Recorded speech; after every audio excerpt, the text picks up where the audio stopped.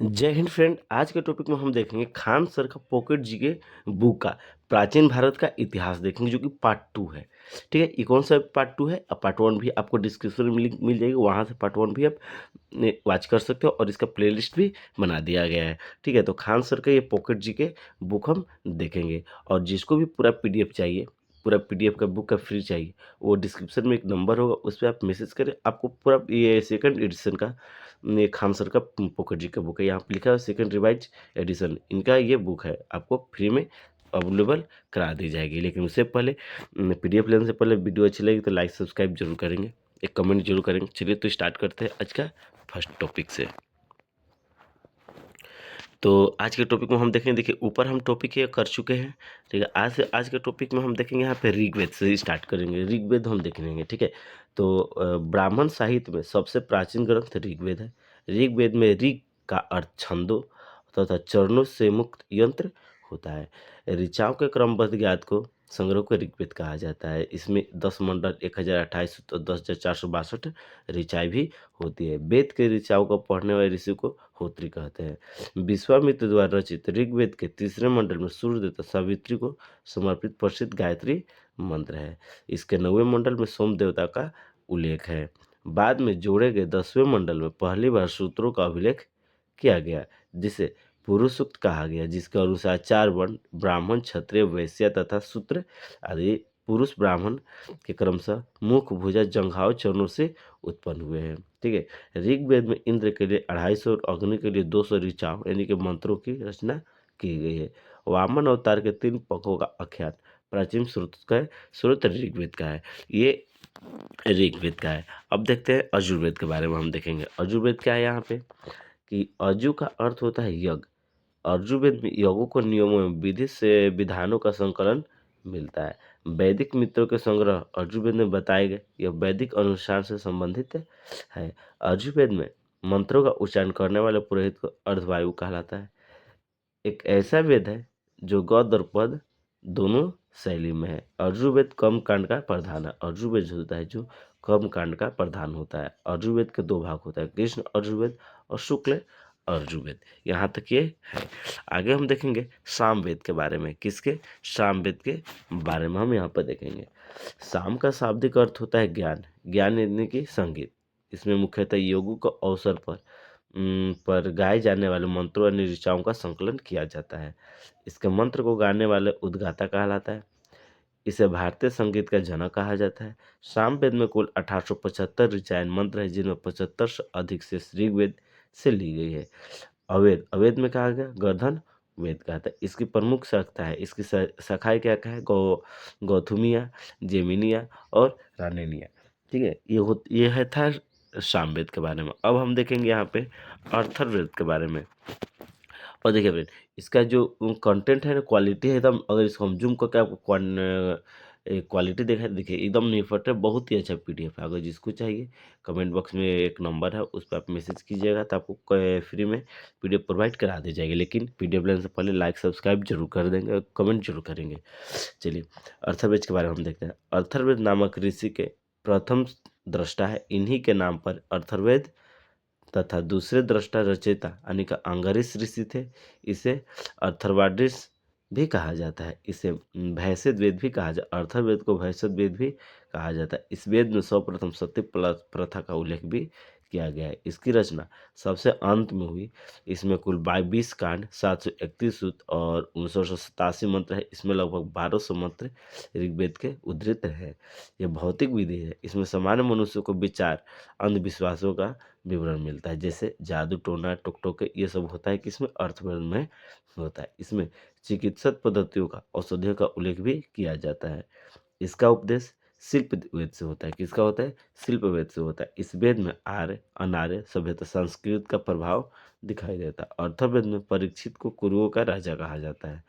इसमें सभा या समिति को प्रजापति की 2 पुत्रियों कहा गया है। पृथ्वी सूक्त अर्थवेद का प्रतिनिधि सूक्त माना जाता है। ये अर्थवेद का है। अब हम देखते हैं ब्राह्मण साहित्य। देखिए इसमें बहुत ही अलग है, जो कि लूसेंट का बुक है। लूसेंट से इसमें बहुत ज़्यादा एक्स्ट्रा इसमें कंटेंट दिया गया है, तो लूसेंट से ये बहुत ही बेस्ट बुक है ये खान सर की, इसमें बहुत ज़्यादा कंटेंट इसमें दिया गया है। ब्राह्मण साहित्य हम देखते हैं, इनकी रचना वैदिक संहिताओं का व्याख्या करने हेतु गद्य से ली गई है। ब्राह्मण का अर्थ होता है यज्ञ, अतः यज्ञ के विषय का प्रतिपादन करने वाले ग्रंथ ब्राह्मण कहलाते हैं। एतरेव में राजाभिषेक के नियम एवं प्राचीन राजाओं का नाम दिए गए हैं।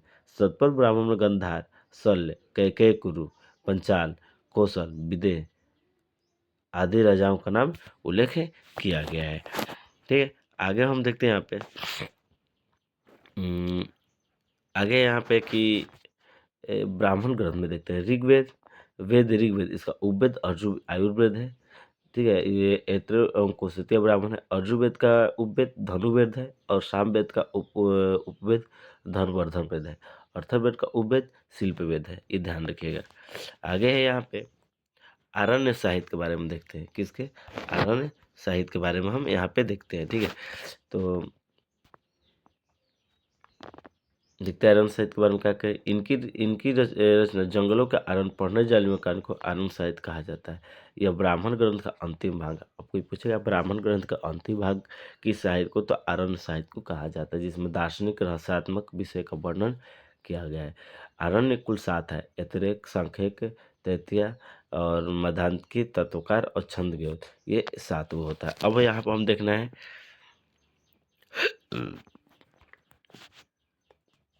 यहाँ पे हमको देखना उपनिषद के बारे में पढ़ना। तो उपनिषद का शाब्दिक अर्थ है उप समीप, निष्ठापूर्व सद बैठना, गुरु के समीप निष्ठापूर्व। इसे वेदांत भी कहा जाता है, क्योंकि वेद का अंतिम भाग में स्थित है। उपनिषद मुख्यतः ज्ञानवर्गीय रचनाएं हैं। उपनिषद कुल कितना है 108 है। इनके प्रमुख उपनिषद कितना है 12 उपनिषद। देखो 12 उपनिषद ईश, केन, कठ, प्रश्न, मुंडक, ऐतरेय, छंदोग्य, सतवासर, कौशिक, ब्राह्मण को है 12 गो है। आगे देखते हैं यहाँ पे कंठा शंकराचार्य ने आरंभिक 10 उपनिषद का भाष्य लिखा है। कठोपनिषद में यम और नचिकेता का संवाद है। छांदोग्य उपनिषद में बौद्ध धर्म का पंचालन सिद्धांत श्री कृष्ण का उल्लेख भी मिलता है। भारत का राष्ट्रीय आदर्श वाक्य सत्यमेव जयते मुंडक उपनिषद से लिया गया है। जाबलानोपनिषद में 4 आश्रमों का व्यवस्था का उल्लेख मिलता है। ऐतरेय उपनिषद में बौद्ध धर्म का अष्टांगिक मार्ग का उल्लेख भी मिलता है। बृहदारण्यक उपनिषद में अहम ब्राह्मण पुनर्जन्म सिद्धांत वर्गीय समाज पर वर्णन है। अब हम देखते हैं वेदांग के बारे में, किसका वेदांग के बारे में यहाँ पर हम देखेंगे। तो वैदिक साहित्य को समझने हेतु रचना की गई है। ये वेदांग की रचना कितनी होती है 6 वेदांग दी। शिक्षा, कल्प, व्याकरण, निरुक्त, छंद और ज्योति, ये वेदांग की रचना कितनी होती है 6 होती है। ये इम्पोर्टेंट है। ठीक है, अब एक एक बारे में हम यहाँ पे देखते हैं।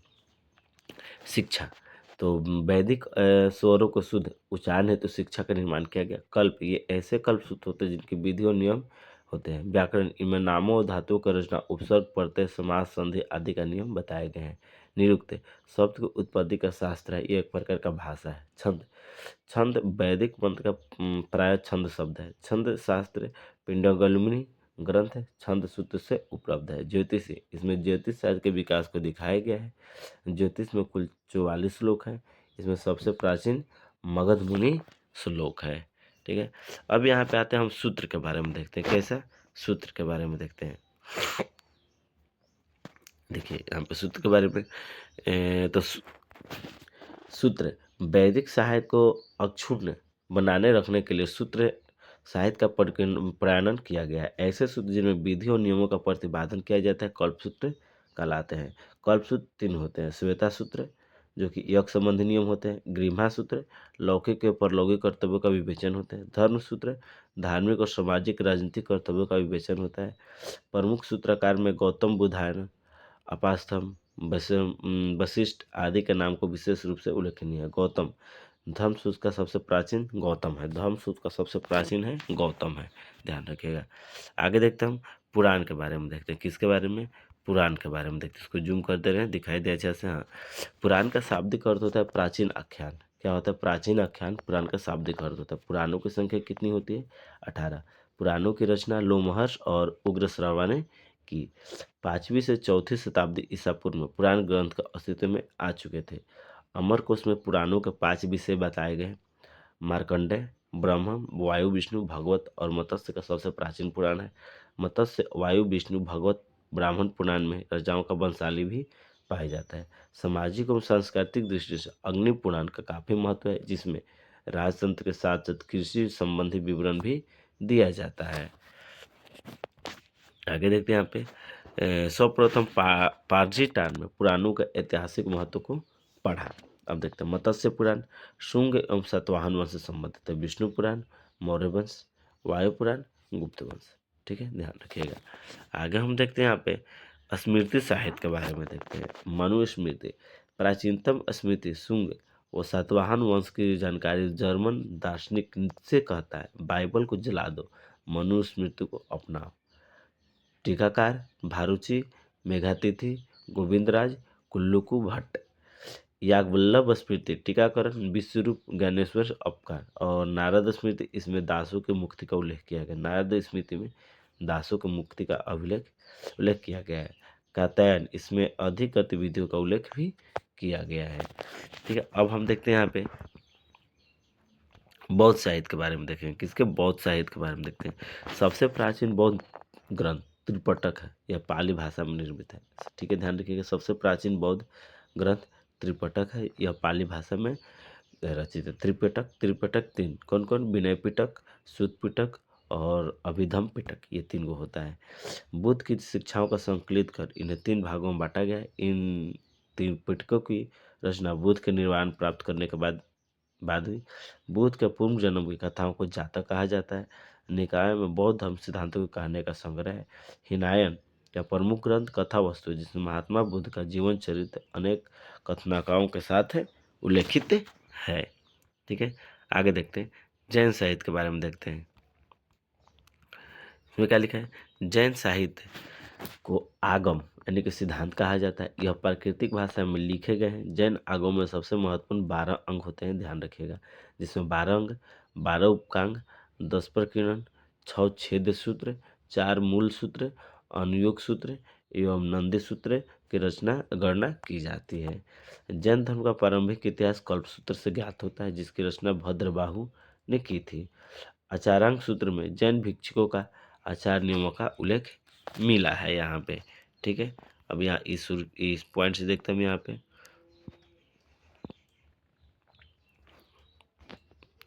पे क्या बोला गया है कि भागवती सूत्र में भागवती सूत्र में महावीर के जीवन शैलियों पर प्रकाश डाला गया है। थोड़ा इसको जूम कर लेते हैं। ठीक है, आगे दिया है कि जैन ग्रंथों में